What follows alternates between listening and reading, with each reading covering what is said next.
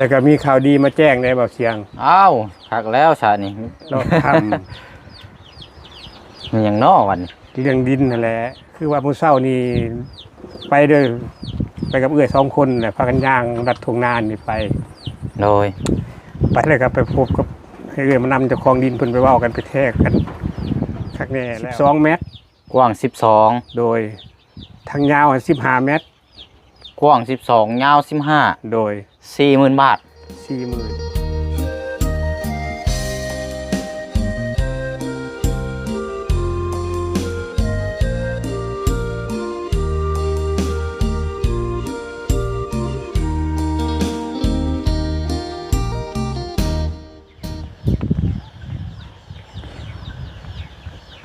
เสียงกบเสียงเขียดเสียงแมงจักรจันทร์อยู่กลางทุ่งไร่ทุ่งนาพี่น้องเนาะบรรยากาศ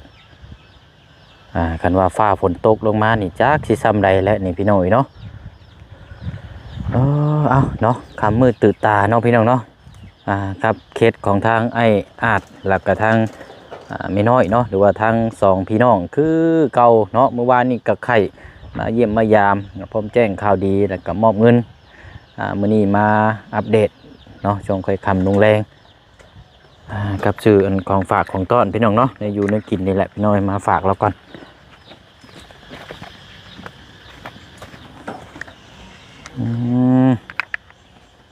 ใส่ดิเนาะก่อนกับข้าวก่อนพี่น้องมาฝากเราก่อนใส่อาบน้ำอาบในระบบเนาะเอาพอดีกลับเข้าบ้านเนาะพี่น้องเนาะแล้วก็กลับเขามาเอากล้องเป็นเสื้อผ้าหน้าแพรอยู่ในกล้องนี่แหละเนาะจากทางเมเจดีฝั่งไทยฝากมาเพิ่มอีกจำนวน4กล้องเนาะเมื่อก็จะได้คัดกรองเตรียมขึ้นเนื้ออีกคือเก่าแล้วพี่น้องเนาะแต่ว่าพวกละอีกละมืออีล็อกพี่น้องเลยเนาะเดี๋ยวเบียกงานทางนี้ก่อนโอ้ยคือว่ามาชั่วมืออยู่นี่เนาะ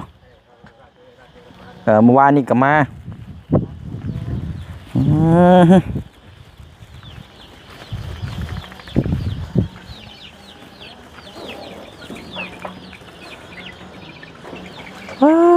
เห็นนี่ไหนดิเนาะ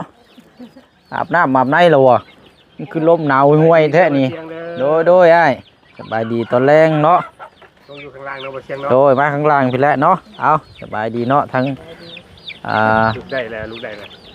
ลุกได้เลยบ่มีแฮงบ่ได้แต่เสียงยังบ่ค่อยได้ปานใดเนาะโดยเป็นไปคือเว้าไวเนาะนี่ได้ฉันเนาะเชียงมาทางใดมามืดแท้มื้อนี้เฮามาอยู่แล้วอยู่ซินูนี่แหละพอดีมาเอาเครื่องโดยจะมามืดก็คิดฮอดคือเก่าเด้อบ่เชียงเด้อโอ้ยเนาะมีแฮงได้ใส่พี่น้องเนาะเบิ่งเด้อเอาอันหลายๆเด้อบ่เชียงเด้อโดยก็ยังมาเยี่ยมมายามอยู่เด้อเป็นยังรอใกล้อยู่เนาะอันเฮาซื้อกับข้าวนี่แหละมาฝากเนาะเห็นได้ซะเดี๋ยวเอาได้ยังน่ะกินยังบ่ทันฮู้อยู่แต่เพิ่นสิซื้อยังมาบุเดี๋ยวนะเขาซื้อกับเขาเนาะมันยังตัดผมไม่บ่นี่นะบ่โอ้ยังคือเก่าอยู่เนาะยังคือเก่าอยู่ขอหอยไปเด้อบ่เชียงเด้อเด้อเอาหอยไว้รถหน่อยเนาะเสียงจักรจันเนาะห้องนวดอยู่กลางดุงไห้ทุ่งนาลมกันหนาวแถวเนาะบ่เชียงเนาะหนาวดุแถวเนาะปีนี้เนาะหุ่นไปหุ่นก็ได้ไปกองไฟหุ่นก็ได้มันชงสีอุ่นแน่หุ่นละอันเฮ็ดหนึ่งยังชานั่นน่ะมาพี่ก็ได้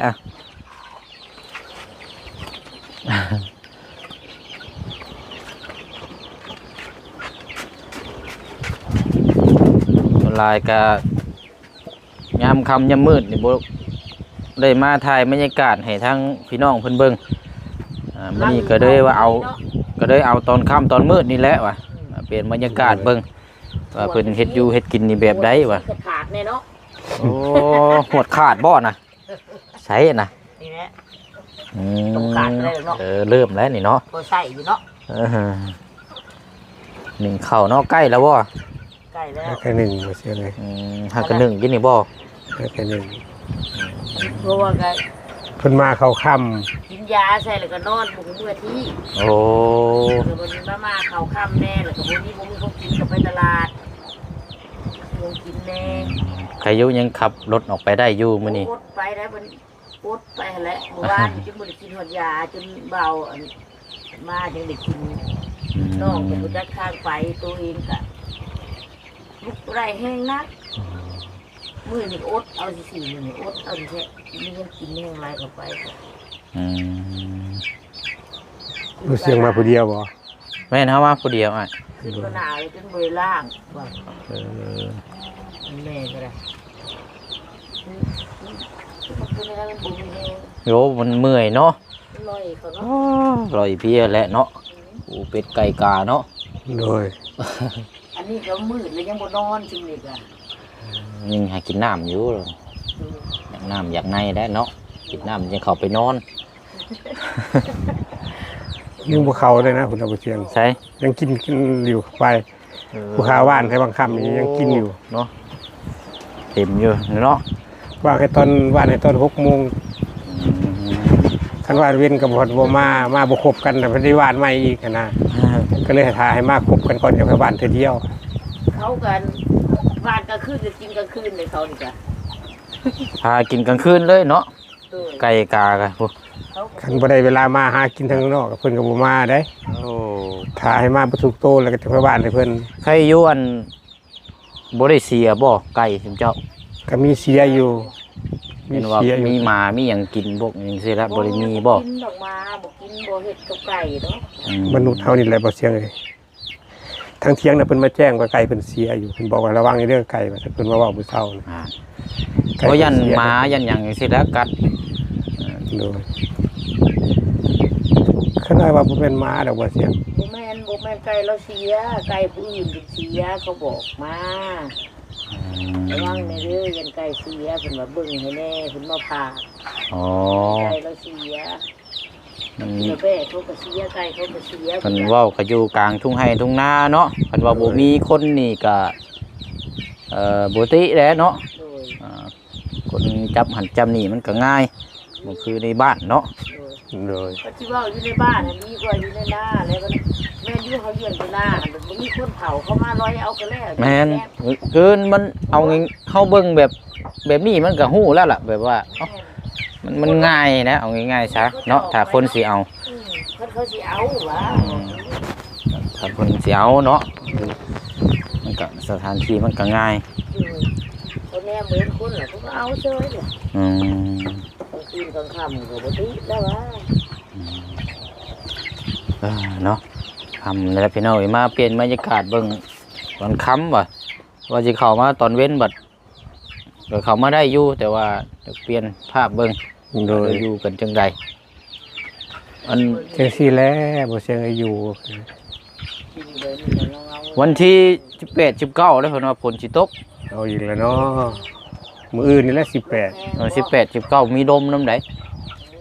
เตรียมลงมาด้านล่างเลย แล้วมันจังค่ำมามันจังลมนี่เห็นบ่มันลมหนาวๆนี่มันฝนตกได้นี่ ผมนี่เนาะ อ่า เตรียมลงมาอยู่ตารางอีกแล้วครับว่าเตรียมเปียกอีกคนอีกแล้ว เริ่มมื้อแรกกันว่าเริ่มสิฮอดสงกรานต์นี่ผมคนนี้ยังสิเริ่มมาอีกเด้อนี่ เริ่มมาเท่า โดย อืม โอ้ยแล้วแต่ก็สิปูดสิพายอยู่ได้เนาะเฮาเลือกบ่ได้เนาะว่าก็สิได้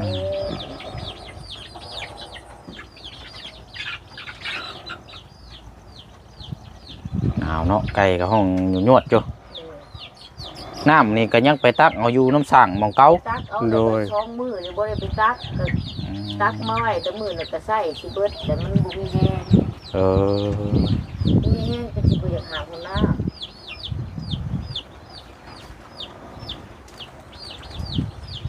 ตักเอาแต่มื้อที่สบายให้เต็มเบิดแล้วก็เบิดแล้วน้ำใส่อดเอาไปตัก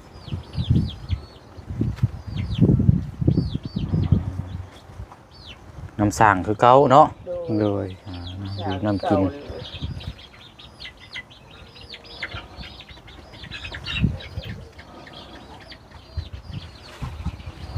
คันว่าอันไปอาบน้ำนี่ก็แม่นไปอาบอยู่น้ำสั่งพุ่นเลยเนาะ โดยเขาน้อยไปอาบน้ำสร้าง อันน้ำสร้างนี่มีตั้งแต่ชุมเจ้านี่บ่ใส่ในตัวนี้นะ ก็มีอีกคนหนึงอยู่เดี๋ยวเพิ่นบ่ค่อยออกมาดอกเพิ่นก็มาใส่นำกันนี่ โอ้ แห ย ละ สิบมื้อเช้ามื้อดอก แต่เพิ่นบ่ค่อยได้ออกมาดอกนานๆเพิ่นออกมาเทื่อนึง พระเจ้าอยู่ในบ้านเด้เนาะ โดย เราก็ขึ้นไปเคยอาบเราก็สิออกมาเราก็เดี๋ยวเราก็อยู่คนเดียวกันอยู่คนเดียวมีครอบครัวนะพ่อแม่เราก็มีตัวและเราก็มีดินอยู่เงินอยู่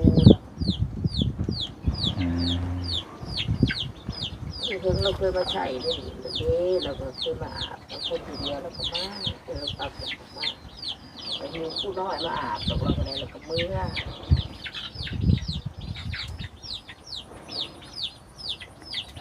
เนาะมื้อนี้ทางอันบ่ดีบ่ได้เข้ามาบ่อ้าย เข้ามาเพิ่นเอายามาส่ง ยา โดย ยาหยังน่ะ ยาทางอันน่ะเอื้อยพรทิพย์ผู้ใหญ่ใจดีเพิ่นซื้อฝากมาให้ผู้ขายนี่แหละ ยารักษาตัวนี้บ่ โดยยากินแก้สั่นนี่แหละยาแก้พาร์กินสัน โอ้ครับแล้วใส่ ได้ นี่ รับ เนาะ ยาจากเอื้อยพรทิพย์แล้ว ผมขอบใจเพิ่นเชื่อหนึงเด้อทั้งช่องบ่เสียง น้ำลายผู้บริสุทธิ์ยามาผากมาให้น้องให้น้อยก็จ้าดูให้ช่วงให้หายน้องก็ได้ ฝากไปทั้งช่องบ่เสียงนี่เด้อไปขอบใจเพิ่นเด้อ ขอบใจขึ้นหลายๆเด้อลูกเลยที่ผ่านยามาให้น้องเศร้าน้องหาย โดย ให้เป็นอยู่ดีไปแห้งครบจะเงินแต่คำหลายๆหลังมาทีมาหาเพิ่นเด้ออยู่ดีไปแห้งสุขกายสุขใจเด้อให้น้องก็น้อยหายก็ได้เพิ่นซื้อผากมาให้เพิ่นก็ได้ดีไปแห้งกันเพิ่นก็ได้ แล้วก็มีข่าวดีมาแจ้งได้บ่เสียง อ้าวคักแล้วซะนี่ เราทำ มันหยังน้อวันนี้ เรื่องดินนั่นแหละ โอ้โดยเรา ได้พบเจ้าที่เจ้าของดินเจ้าของดอนเพิ่นแล้วมื้อนี้ฮู้แล้วว่ากว้างเท่าใดยาวเท่าใดฮู้แล้ว โอ้เอาโอเคเลยซะสิแล้วจังบ่อยากเข้ามารอบค่ำนี่เนาะใครอยู่ซะเอาซะเนาะแบบจังไดก็อ้าย คือว่ามื้อเช้านี่ไปกับเอื้อย2คนน่ะพากันย่างรัดทุ่งนานี่ไป โดย แล้วก็ไปพบกับให้เอื้อยมานำเจ้าของดินเพิ่นไปเว้ากันไปแทกกันคักแน่แล้ว มอง ผู้ขาย ที่ ใช้ ว่า รายละเอียดเลยเด้อบัดนี้เด้อ โดยเอา น้ เนาะ องกันเด้อ อ่า ดินทั้งเบิดน่ะอยู่ประมาณ40กว่าเมตรเกือบ50เมตรนี่แหละทั้งยาวมันน่ะทั้งกว้างกัน15เมตรแล้ววันนี้เพิ่นแบ่งเป็น3ล็อกเพิ่นจะขายเบิดตอนถึง150,000 โดย แล้วก็บัดนี้แล้วเพิ่นมาแบ่งเงินเฮาบ่พอแล้วก็เลยขอแบ่งเพิ่นก็เลยว่าเจ้ามีเงินหลายบ่ได้มีเงินอยู่ 40,000 ว่าก็เลยว่าสิมีงบอยู่ 40,000ทางทีมงานเพิ่นแจ้งมาว่ามีงบอยู่ 40,000 ว่าขอแบ่งอยู่ 40,000 แต่เพิ่นจะขายทางเบิดถึง150,000ในเมื่อเฮามี 40,000 แล้วเพิ่นก็แบ่งให้ 40,000 แล้วเพิ่นแบ่งให้หั่นแล้วแม่นว่าทางกว้างหั่น12 เมตร กว้าง12โดยทางยาว15 เมตร กว้าง12ยาว15 โดย 40,000 บาท 40,000 แล้วก็ผู้ค้าก็ได้เสนอเพิ่นไปว่าเงินที่ว่าซื้อนี่อ้ายก็พอฮู้อยู่บ่ว่าข่อยฮู้เพิ่นว่าแล้วบ่แม่นเงินผู้ขายเองว่าเงินทางผู้ใหญ่ใจดีเพิ่นสมทบมาซอยขอความช่วยเหลือจากผู้ใหญ่ใจดีเพิ่นว่าผ่านทางทีมงานสายบุญว่าก็เลยว่าจังซี่แหละผู้ค้าก็เลยว่าจังซี่ เพิ่นก็ทำฮู้อยู่เนาะ เพิ่นก็รับฮู้ อ๋อ แล้วก็เรื่องซื้อบัดนี้เรื่องเฮ็ดบัดนี้ ผู้ค้าพันธุ์ต่อและคุมราคาบ่ทันได้เว้าหยังเทื่อเอาผู้ค้ากับพันธุ์ได้ว่าบ่เอาพันธุ์ได้ว่า โดย ก็เชิญทีมงานสายบุญทั้งหลายทุกท่านไปเบิ่งนํกันซะก่อน ต้องไปเบิ่งตัวจริงน้ำ โด กั ย น ให้ ก่อ ที น มงาน อีก สายบุญ เนาะ ไปให้ทีมงานสายบุญไปตัดสินใจเองว่า สมควรซื้อให้ผู้ค้าบ่หรือว่าจังไดก็แล้วแต่ทีมงานสายบุญสิพิจารณาและการซื้อบัดนี้เพิ่นมีการประทับตาให้ถึงนายบ้าน แม่นมันก็ต้องนั่นอยู่ โด แล้ ยว ใบซื้อขายเพิ่นเฮ็ดให้ โดยใบซื้อ แต่ใน ขาย การเสียค่าตาในบ้านน่ะเพิ่นว่าให้ทั้งฝ่ายแต่เฮากันเสียกันเอง โอ้เท่าไรสมบัตินี่ ผู้ค้าก็บ่ได้ทันได้ถาม อ๋อ เพราะว่าตัวนี้เอาไว้ให้ทีมงานไปเจรจากันเอาเอง ผู้ค้าบ่เว้า อืมเสียค่าในบ้านนี่เฮา โดย ต้องจ่ายเองเนาะ ผู้ค้าถามให้ฮู้เรื่องซื่อๆนะจักพิจักถือได้นี่ความคิดของผู้ค้านี่นะ บ่เจ้าถามถูกต้องแล้วนี่ไอ้ โดย ถามรายละเอียดมาแบบซี่นี่คักแล้ว คันว่าเฮาสิไปต่อเพิ่นจังซี่แล้วบัดนี้มันก็บ่คักนะก็เลยให้ทีมงานไปติดต่อกันเอาเองว่าต่อให้ ว่าเสียได้เท่าใดหั่นนะผู้ค้าคิดว่าซั่น ก็สิบ่นั่นหรอกเพราะว่าเฮาก็ซ แล้ว อย ผู้ เหลื ค้า อ ว่า เด้ ว่าจังซี่ผู้ค้าได้เว้าจังซี่ว่าไอ้เอ้ยว่าคันถ้าว่าเสียค่าในในบ้านนั่นขอเป็นคนละครึ่งได้บ่ว่าเพิ่นก็บ่ตอบผู้ค้ามาก็ผู้ค้าก็บ่เว้าต่อเฉยๆไปเลย อืม ก็รายละเอียดก็สำนีแล้วก็ให้ทั้งซ่องเบาลีแล้วก็ให้ทั้งซ่องเบาเชียงไปแล้ว ก็ฝากFCฝากผู้ใหญ่ใจบุญนำเด้อพิจารณานำเด้อว่าถึงหรือผิดผู้ข่าวเว้าสาธุ ตอนเช้านี่ออกพากันออกไปเบิ่งเนาะ โดย บัดนี้ก็ที่ดินนั้นยับออกเลยไปวัดขึ้นไปอีกเป็นบ่ ไปไหน โซนหม่องใด ยืนคุ้มชองพี่ อ๋อทางออกทางเข้านี่คักอยู่ว่าเฮาถามพอเขาเข้า ข้างเขากับมี สะดวกสบายอยู่บ่ได้ตันบ่ได้เป็นที่ตันที่หยังบ่ โบบุตัน แต่มันสิมีน้ำผ่านหน้าบ้าน มีคลองน้ำผ่านหน้าบ้าน บ้านมันเป็นคลองน้ำมันซึ่งมันจะน้องช้ามีน้องช้าอยู่หันอีก บ่น้องครับบ่ เที่ยว เออ ทางเที่ยวนะแต่มันเป็นทางเที่ยวมันเป็นทางอยู่3 แยกแล้วมันมีน้องช้าใหญ่อยู่หันบัดมันจะซึ่งมันจะน้องช้าใหญ่เพราะว่ามันในทางเส้นตัวนั้นมันต่ำกว่าหมู่ดิเดี๋ยวมันกระน้ำเขาใส่เขายังแน่แหละแล้วมันก็ซึมมานะแต่ว่ามันเป็นหนทางใหญ่เข้าบ้านว่าซั่นซะอันนั้นมันมีทางที่ทางเขาออกมานี่นะแต่มันมี4 แยกใกล้สิลงมาวัดแล้วมี4 แยกปุ๊บเนี่ยแล้วมันก็เส้นทางตัวลงมานี่เลย ทางด้านหลังให้มันติดทุ่งนาบ่เชียง ทางไปวัดน้อยเลย ด้านหลังอยู่ทุ่งนา โดย โอ้ แล้วเนาะมันติดทุ่งนาเนาะข้างหลังมันติดทุ่งนา ทุ่งนากลางบ้าน ทุ่งนากลางบ้าน เขาจัดขายทุ่งนากลางบ้านแต่หึงๆเขาจัดขายแต่บ่เป็น20 กว่าปี20 ปีเลยแหละเป็นทุ่งนาหากตัวนั้นมันเป็นนาเขานากลางบ้านอยู่แล้ว แต่ว่าเขาจัดขายแล้วมันก็เบิดนานเด้อค่ะมันก็เป็นกลางที่เขาเรือไว้เฮ็ดซื้อแต่ที่จริงมันเป็นบ้านตัวแล้ว มีที่เจ้าของบ่แล้วว่าง่ายที่ซะเนาะ มีเจ้าของหมดแล้วโทษแต่เขาบ่ทันบ่คุ้มใจซื้อนะ เพราะว่าเอาง่ายๆสายคืนนี่ที่นี่มีแต่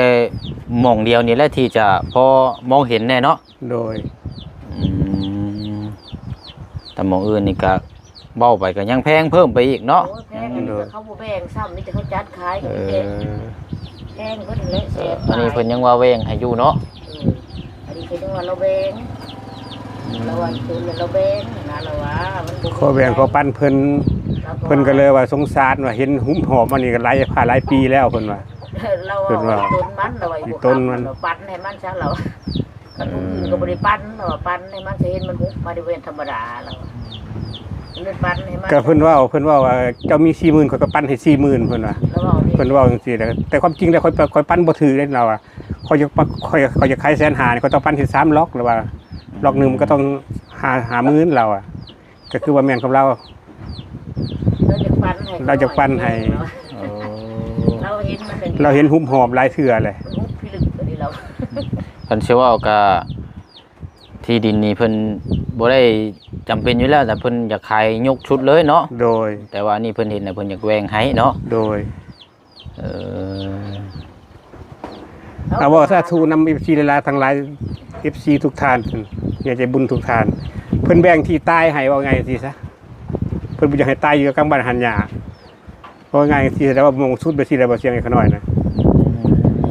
เนาะเอ้ยเนาะเว้าไปสิแล้วเนาะ อยากให้มีคนเช่าแล้วกันแล้วให้อยู่ในบ้านในเมืองกันช่วยเหลือเนาะใจดูใจเป็นหลาย โดย ๆคุณเนาะ อันนี้ก็ถือว่าเป็นข่าวดีเนาะบัดนี้ โดย ตัวนี้เฮายังบ่ทันได้มีเพิ่มเติมมาเนาะ โดย มีแต่งบที่แจ้งไปเนาะ โดย มีอยู่ ฝากนี่เด้อ 15,000 เพิ่นให้บุญเด้อ เนาะ 35,000นันดาน้ำบดเตียงนี่ 20,000น้ำบดเชียงอยู่ 10,000แล้วทางบดีนี่ 5,000 บาท โดย เท่ากับ 35,000เนาะยังขาดอีก 5,000แล้วก็บวกกับภาษีที่อัตรา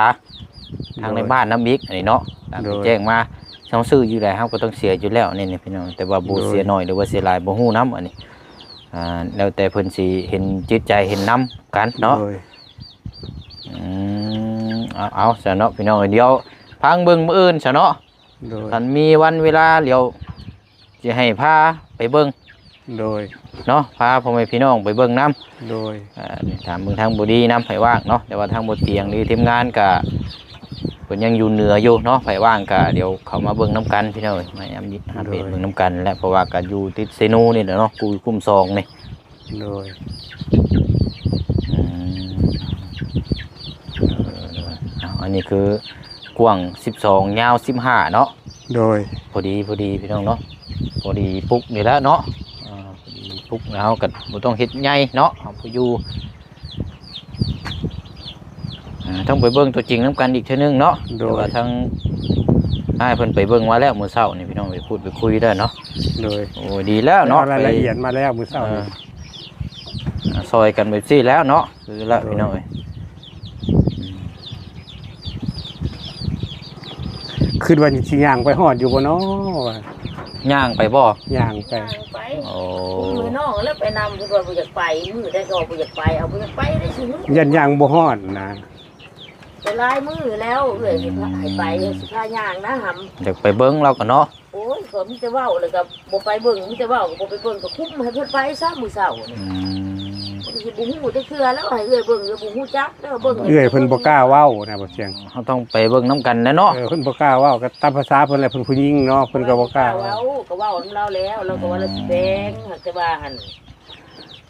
เว้านำเราแล้วเราก็ว่าเราสิแบ่งจะมีเงิน 40,000ก็แบ่งให้40,000 โดย เลยอยากให้น้องนี่ไปเบิ่งว่ามันจักแมทยาวจักแมทแล้วก็เฮาเบิ่งแต่ตาเฮาก็บ่ฮู้เนาะ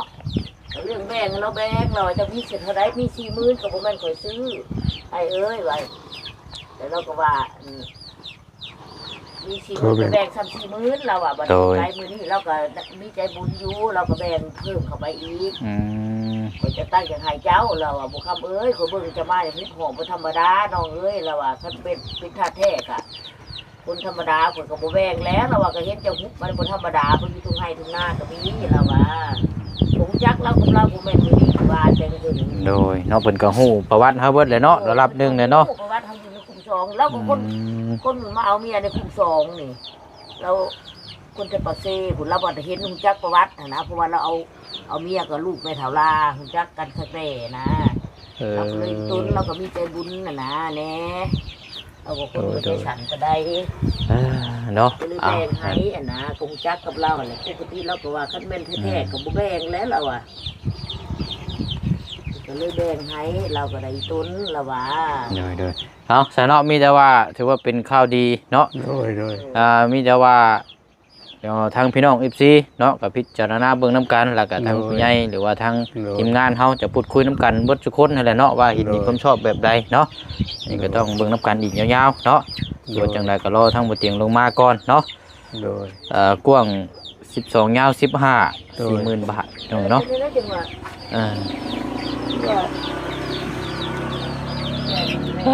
เนาะเอาได้ซะเนาะเฮาเมื่อก่อนได้ซะเด้อ โดยก็บ่เข้าใจหลายเด้อ อันนั้นพี่น้องเอ้ยเนาะโอ้ยไป บ่เข้าใจหลายเด้อบ่เสียงเด้อมาเยี่ยมมายามค่ำมืดก็มาเด้ โอ้ อย เนาะเด้อบ่เป็นหยังเนาะ โดย มากับเพื่อสิ่งนี้แหละพี่น้องเนาะเฮาก็ โดย ได้ยินคำนี้แล้วก็ดีใจแล้วว่านี่เนาะ โดย ถือว่าเริ่มไปอีกขั้นหนึงแล้วเนาะ โดย เอานั่นแหละคือเพิ่นว่าเนาะต่างคนต่างซอยกัน โดย หยังก็แล้วแต่มันจังสิสำเร็จพี่น้องเอ้ยมีคนบอกแต่บ่เฮ็ดมันก็บ่ไปมาใส่จักเทื่อได้เนาะนี่ก็นี่แหละพี่น้องเอ้ยถือว่าเป็นผลที่ตามมาก็คือได้ยินคำตอบก็แม่นเรื่องดีมื้อนี้เนาะ โดย เอาซะเด้อเฮากลับก่อนบัดนี้เด้อ โดย พากันกินข้าวกินน้ำเนาะผ้าฝนก็มันเป็นครึมๆแท้เดี๋ยวเบิ่งเทิงฟ้าคือบ่มีอันลาวแท้เนาะ อีกเอาดาวเนาะ มันเด้อโยแต่ก็มันบ่มีลาวนี่มันเอาเรื่องเราได้ผลนี่ อันนี้อาจมาห่วยยาเถอะเดี๋ยวเอาเนาะอยู่ดีมีแห้งพี่น้องเลยเนาะพบพ่อกันมื้ออื่นเพิ่นแหละเนาะว่ากันบัดนี้เสียแล้วบ่เสียกันตุบต่ำหัวแล้วเนาะอย่าร้องไห้บ่เป็นหยังหรอกเอามาชงเฮาก็ได้เลยเอามืดก่อนวันนี้เนาะไปพี่น้อยเนาะก็ตัวเดินทางก่อนบัดนี้เนาะค่ำมืดตื่นตากะถือว่ามีข่าวดีนี่แหละพี่น้องเนาะมาเมื่อวานนี่ก็มาแจ้งสมทบมามื้อนี้ก็ทั้งอ้ายทั้งเอื้อยเพิ่นออกไปเบิ่งที่ดินก็พูดคุยกับเจ้าของที่ดินเนาะผมกว้างผมยาวก็ตามที่เฮาพูดคุยนํกันนี่แหละพี่น้องเนาะ อันนี้ก็ฝากพ่อแม่พี่น้อง FC พิจารณาแล้วก็เบิ่งนํกันเนาะทางหมู่เสียงหรือว่าทางทีมงานก็ขึ้นอยู่กับ FC คือกันได้พี่น้องถ้าพี่น้อง FC บ่เห็นดีนำก็จังว่ากันใหม่เนาะถ้าว่าโอเคก็จังว่าพูดคุยอบรมกันอีกเทื่อนึงบัดนี้พี่น้องเนาะโอ้ดมกลิ่นจ้อยๆแท้เนาะเนาะขอตัวเดินทางก่อนเด้อพี่น้องเนาะพบกันมื้ออื่นเนาะมื้อนี้ไปก่อนเนาะบ๊ายบายเด้อพี่น้องเด้อมื้อนี้เนาะ